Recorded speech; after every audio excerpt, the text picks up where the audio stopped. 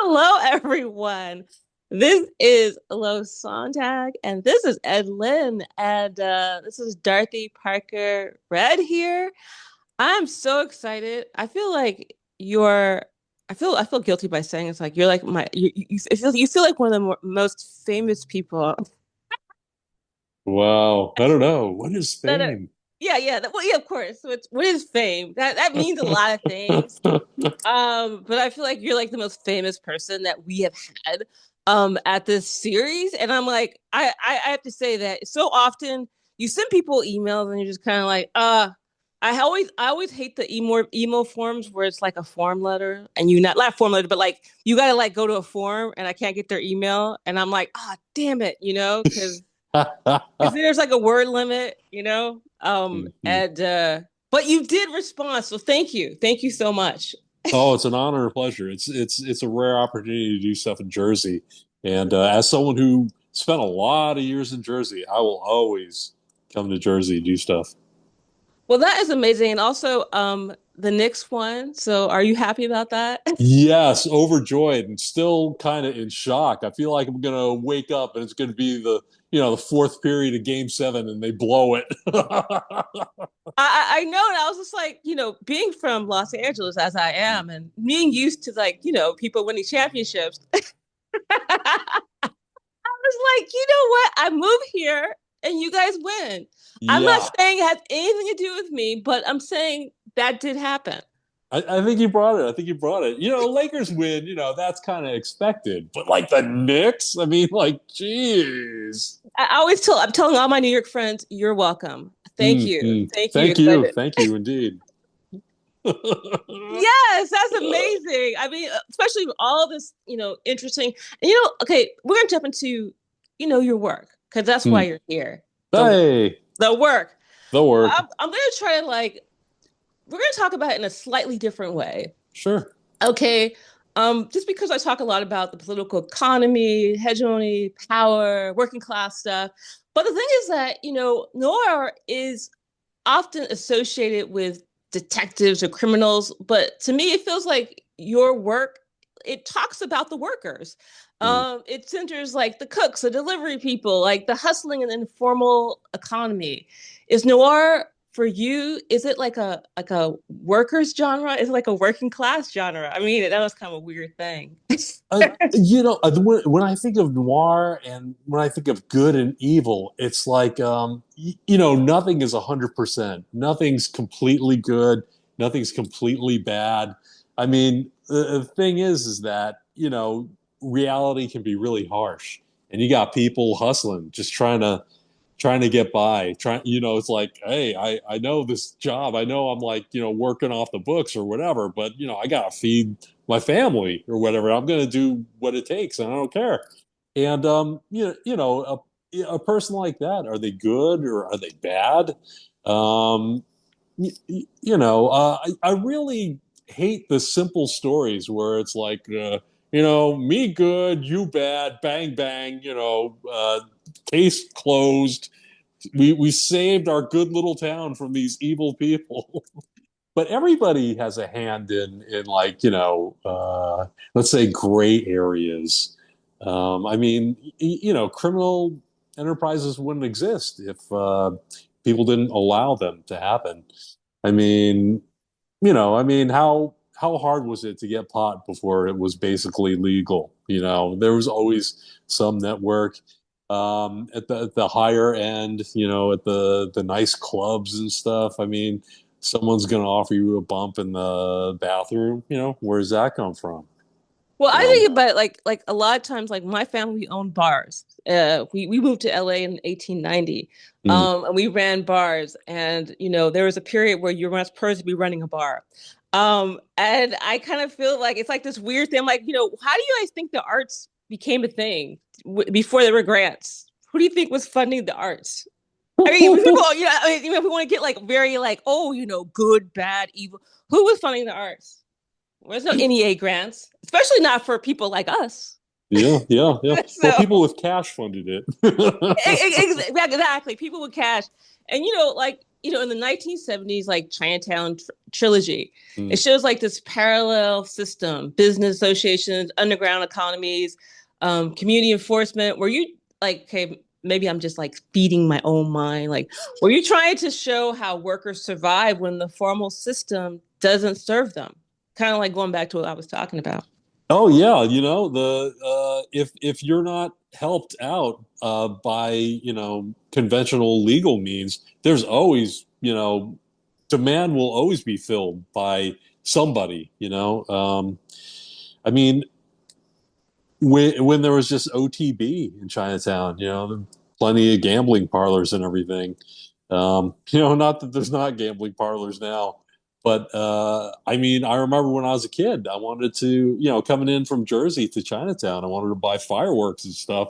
I go in the park, a couple of other kids, older kids selling fireworks. I didn't know they were from like gangs and stuff. I just wanted to bring all these cool fireworks back to New Jersey. Well, no, You know. you don't know. I remember my great grandfather to said he was actually a loan shark, and he said, "What I provide people with are opportunities. I Mm, mm, provide people with opportunities." And and I kind of thought about that, and I'm like, what is legal, what is illegal?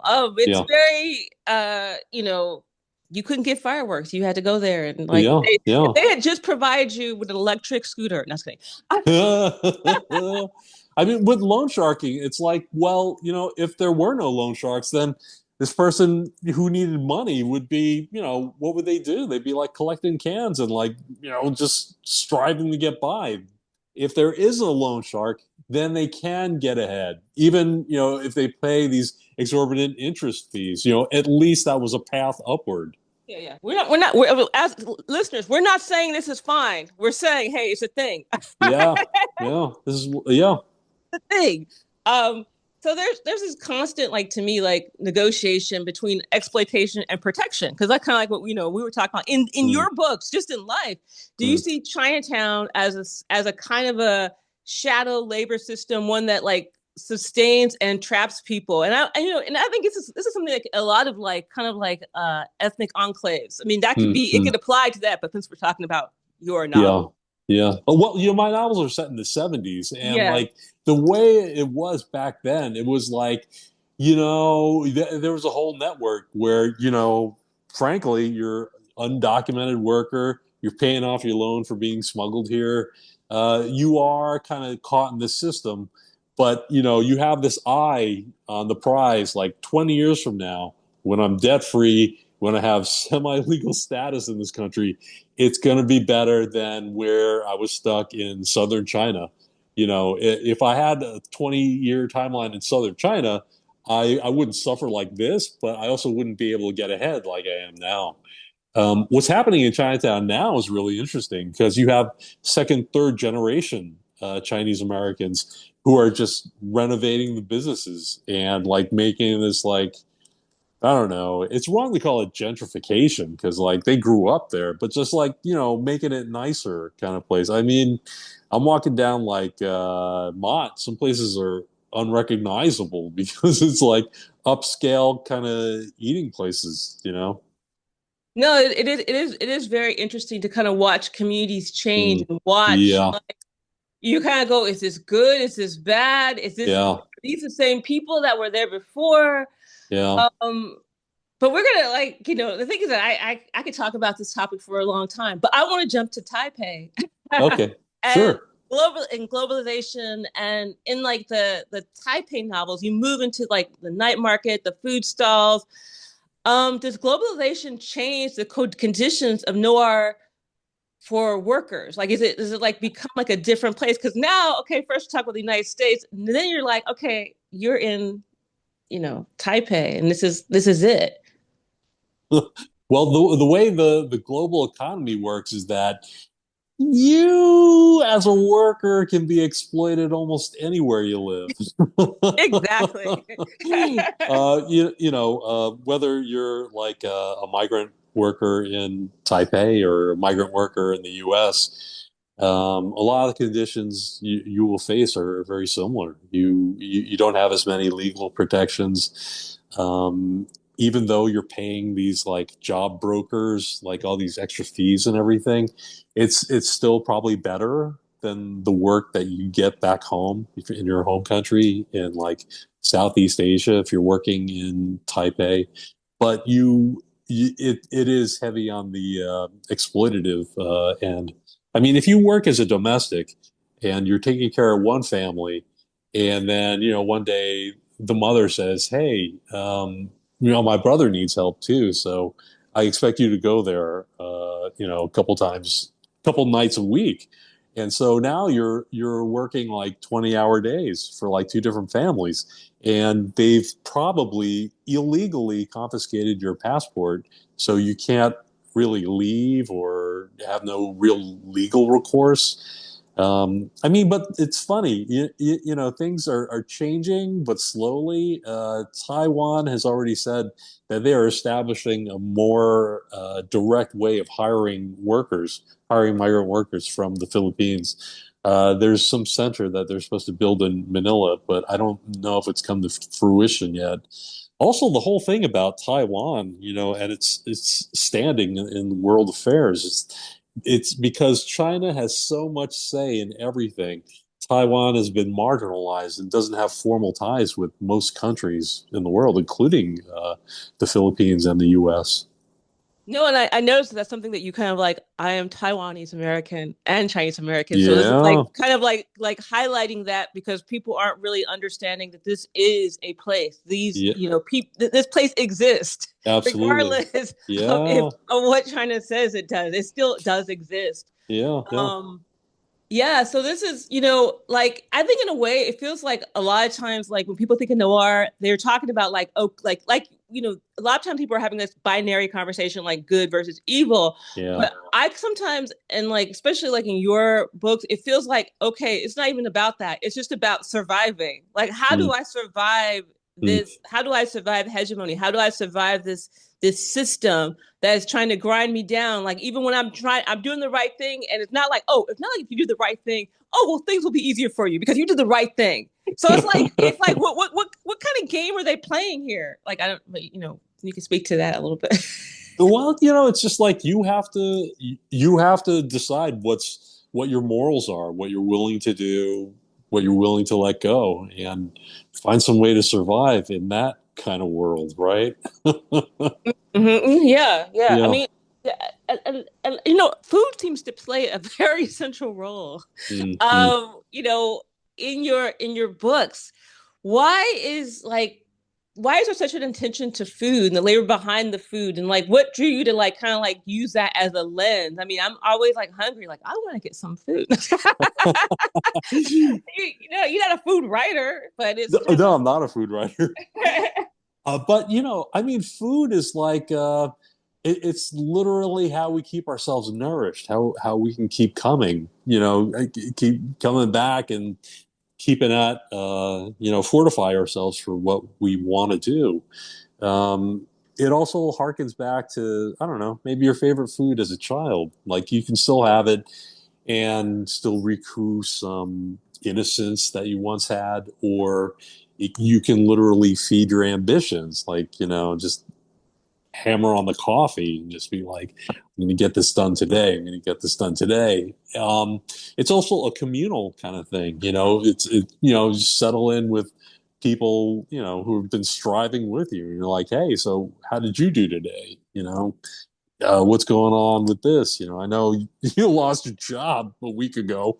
Are things doing better now? yeah, yeah. No, it's oh man, it's just I mean, just kind of like pop around Hmm. to your young adult novels. I mean, it's the thing. It's like I only have like only like 20. I only have 20 minutes, so I always feel like okay, I get to everything because I just start going on this random thing. Yeah, But anything. in your young adult novel, like crime isn't like criminal. It's Hmm. like this pressure, like it's academic pressure to succeed and family expectations. And do you feel like in some ways it's like the same system, like that's like the same system that's driving it's the criminal world and the academic world? In some ways, it's like you're fighting the same beast. Like, do you feel that way? I don't know. I sometimes I feel that way. I think I don't know, but what about you? I mean, when you're a student, like you're not really living in the real world. You're living in like a parallel universe to things. And I mean, there are things in like David Tung can't have a girlfriend until he gets into an Ivy League college. Okay, I can say that in one breath. But there's like this kid hustling, his Pokemon cards. One other kid's been shoplifting like crazy, but like I mean, he does that because he's really unhappy with his life. The guy hustling with cards is like just trying to help his family get by. Um, I mean, basically, when you're a kid, when you're a student in the system, you can your job is to like do as well as you can in school, pretty much. I mean, if your parents are immigrants, they came over here with a plan, and part of the plan is that your kid's going to do great at school. So you either live up to the plan or you falter and find a different way of getting by. So so that was that somewhat autobiographical or no? Just Whoa, not at all. No, it kind of was. It kind of was. you're like that's not me. That's somebody If else. that was somebody else, I do a lot of research for that one. No, oh my God. At the time though, we we had a hotel in Jersey. David Tung's family business is a restaurant. Ours was a really lousy hotel on the Jersey Shore. And then we moved the summer before my senior year in high school to this place in the middle of nowhere, Pennsylvania. Yeah. But the good thing about being in Pennsylvania was that at the time you could apply to UPenn, and you didn't. If you were a resident and applied early, you and were accepted, you didn't have to go. If you weren't a Pennsylvania resident and apply early and were accepted, then you had to go. That was like a commitment. So, I had established my Pennsylvania residency and applied to UPenn, and I got in early. So, like I was so relieved because it was like, okay, I did it. I got into an Ivy League school. If I hadn't, man, I would have never heard the end of it. I would have never heard the end of it. So already by like, November, like the pressure was kind of off me for senior year a bit. Yeah, yeah, yes. Yeah. I'm asking. I'm scared. I can't get a girlfriend. You can't like say that story and not Yeah, yeah, not yeah, do the yeah. second part of it. Okay, okay, okay. Uh, You don't have I to did get a answer. girlfriend after. I Yeah, yeah, really okay. did. Yeah. Okay, okay, okay. All right. So, there's like this, in your work, there's this kind of like this striving towards like upward mobility. Mm, And it's like this kind of like, wow, great, but at the same time, it's not great. Like, do you find like this and like this is like kind of like a symbol for life, a symbol for your life, a just symbol for the world, for everybody. I think in a way, it's like a lot of people can relate to these stories. mm, Um, across culture, in across country, we all mm, kind of have these stories of trying to, succeed and maybe kind of failing and mm, that struggle. But I mean, that's part of life. It's not even mm. like, you know what I mean? We're not really life is not even about like I think in the beginning you're very much like, you want to win, you want to Yeah, succeed, and then after a while you realize, okay, it's just about living, being alive. yeah. Yeah, yeah. I mean, like really appreciating every day and being able to really see the beauty of the world and of life. I mean, if you're on this path where you got always got to get ahead, you get into college, you're doing pre med or pre law or something, and then you advance in your career. You're a lawyer, you're a doctor, and you don't really love the profession. You don't really love helping people, but you're just there for kind of like the degree on the wall and for the money you're putting away. After you're in your 40s, you feel really empty inside, I think. You know, um, I mean, just look at the number of lawyers and doctors who end up starting to write fiction and stuff. That's why I think there are a lot of like these non-residency or low residency MFA programs exist because they want to tap into these wealthy people who want to find some meaning in life by, it's like, oh, I always wanted to write, but I never had a chance to. Maybe I'll do that now. I'll enroll in this program. Yeah. So I don't know. I've never taught at the MFA non-residency or low residency kind of thing, but I suspect that it is a lot of professionals who are looking to find something fulfilling. I mean, these programs wouldn't exist at these prices if that were not the case. I don't know if you saw it, but there was this viral video like a year and a half ago or so about this MIT trained doctor who ended up quitting his job because he realized that he was there primarily to make money for his hospital because he was helping people without giving them prescriptions to new drugs or scheduling them for surgery. He would tell them how to heal their backs. He was specialized in backs and back pain. He gave them tips on like how to change their lifestyle a little bit and avoid surgery and avoid medication. And he said that once he started living like that, he was like, you know what? I just realized I'm working myself out of a job because I'm not bringing in money anymore. And he became really depressed. And then he quit his job. It was really great. No, it is really great, but I also think about maybe you could have a some kind of writing workshop where people can like, do kind of crime situations, and then it's like you can write you can Maybe. write about it. I was gonna say something else, but then I decided not to say that. So I was like, don't say that. I Come decided, on. yeah, Come on. yeah. First thought, best thought. Just say Yeah. it. I didn't want the MFA programs to get upset with me. I was like, Oh, that's like a hustle too. That's a good well. hustle. And you, especially how you were explaining it, I'm like, Yeah. yeah, that is very true. Yeah, but then again, there is a need for them, just as any other hustle, right? It Yeah, exists hustles are because not there's a need bad. for them. Yeah, Exactly. yeah, Hustles are not bad. We put these little labels on a hustle like yeah. that's bad. Like no, I no, it mean, doesn't yeah. necessarily mean we might need those things. I mean, Yeah, it's and then the writers who teach at these MFA programs, that's good. They have jobs. Exactly. That is good. That's how people make living, and that's how they make money. That's how we get our art. This is how all these things happen. That's Mm, kind of like mm. people like think about that the good all the good men. You don't want to know how these things are created. How do you get the novel? How do you get it? You don't really want to know how Yeah. Ed makes a novel happen. All right. Oh, geez. Anyway, Yeah, you want to see that. yes, Nobody wants that's to see that. no one wants to see that. But your work, it like foregrounds like Asian American, Taiwanese, like, experiences that are like often like invisible in this, especially like in the crime fiction Mm, in English crime mm. fiction. I'm sure it's going on in, Yeah. right, but and what do you think a lot of like noir misses about culture, as we call race? What do you think is missing? Like, why did you decide to choose that genre? It's so fitting, but why did you choose that rather than all of the things you had chosen? Science fiction. Oh, science fiction. I could never really get into science fiction. There's only one science fiction writer that I think I really like. His name's R.A. Lafferty. And Hmm. this guy was just completely nuts. He wrote crazy, crazy short stories that are just kind of fantastic. You gotta smile when you read them. Oh my gosh. You should check out the short story collection. And it's out of print, of course. Of course it is. Yeah, of course it is.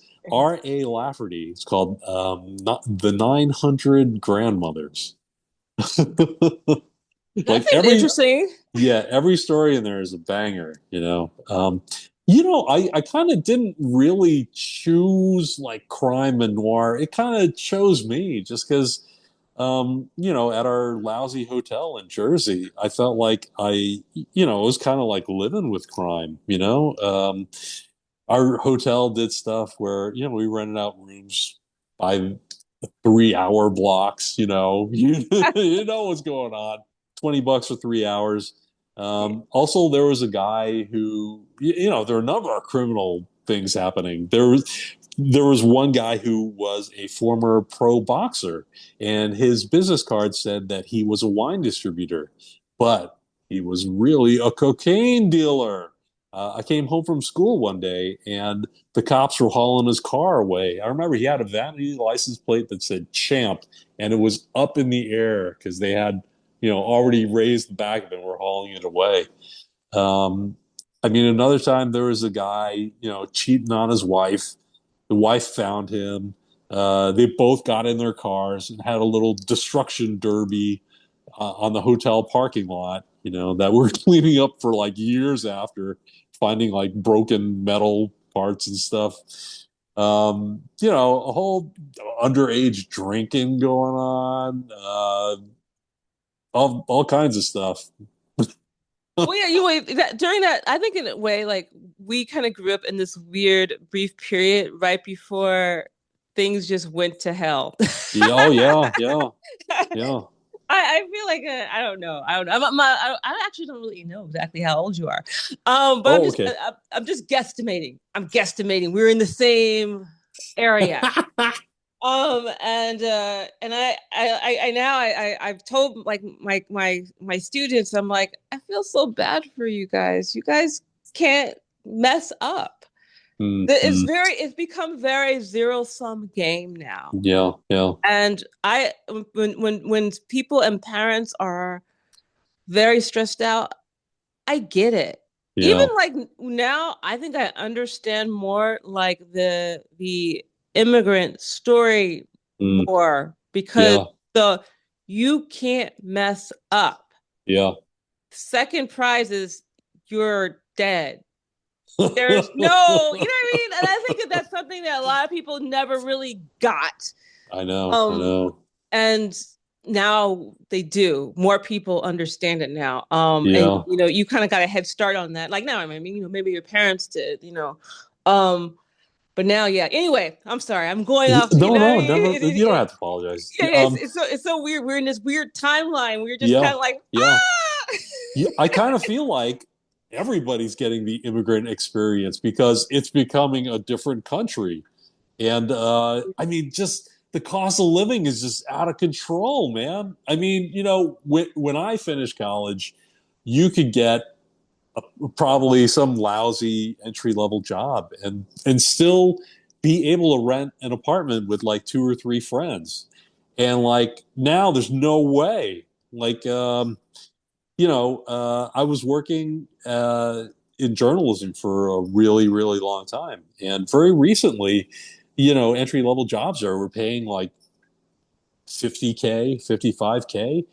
And even with that, if you had three people making that much, they still could not rent like two, three-bedroom apartment in New York City. Things might be different in Halcyon Park. I saw your video. It looks like a really nice neighborhood. it is. It is. I always tell people like, people like you. It's like you could move to the neighborhood. The houses are really cheap. For somebody from me like me from Los Angeles, the houses Uh-huh. are cheap here.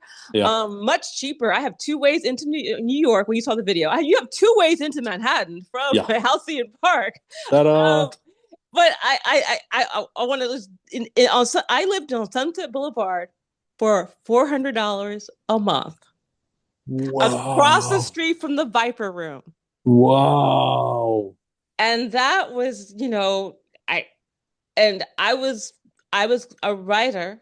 I was working freelance at various different. I swear to God, I shut down every magazine. Every time I get a job, the place shuts down. I shut down LA Alternative, LA CDB.